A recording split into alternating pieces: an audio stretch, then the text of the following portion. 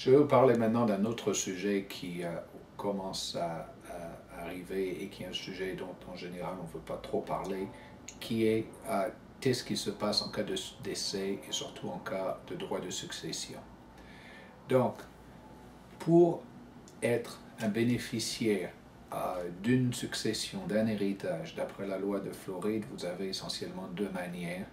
La première, c'est d'être nommé sur le testament de la personne qui est décédée, et l'autre est d'être en lien ou par mariage ou de sang par rapport à cette personne.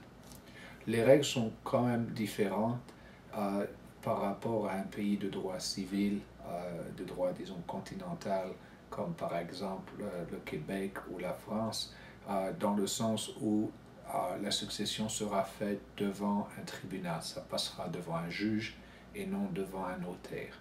Et cette succession sera publique.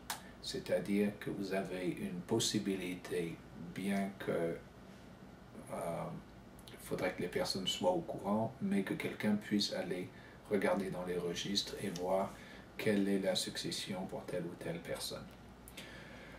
La validité d'un testament étranger en Floride est un autre sujet.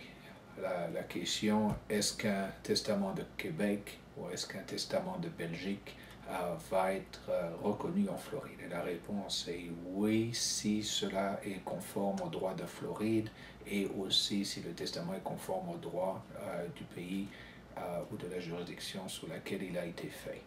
En général, il est préférable de se maintenir aux règles de Floride si celles-ci peuvent être supplémentées par les règles de résidence. C'est-à-dire que pour un testament, il faut avoir que le testament soit écrit de manière, disons, tapée et qu'il y ait au moins deux témoins qui va être deux témoins à la signature de la personne qui fait le testament.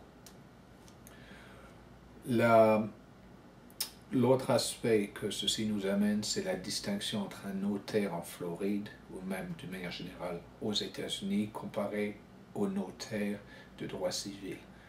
Une des grosses différences, c'est qu'un notaire en Floride est uniquement une personne qui est l'équivalent de ce qu'on appelle au Québec un commissaire à la sermentation. Et pour devenir notaire en Floride, vous passez essentiellement un cours de 2 ou 3 heures et vous n'avez absolument aucune demande d'éducation minimale de quoi que ce soit. Ça, c'est un problème majeur parce que beaucoup de gens pensent qu'un notaire est à la même valeur ici qu'en Europe ou dans le droit continental, et ce n'est pas du tout le cas. Donc, vous devez faire votre acte notarié chez quelqu'un qui peut vous donner des conseils légaux, et la seule personne qui peut vous donner des conseils légaux sera un avocat. La signature sera notariée dans le sens même américain du terme, c'est-à-dire qu'il y aura quelqu'un qui vérifiera que la signature est bien de celle de la personne qui a signé. Et c'est pour ça aussi on demande 2 témoins supplémentaires dans les cas de rédaction de testament.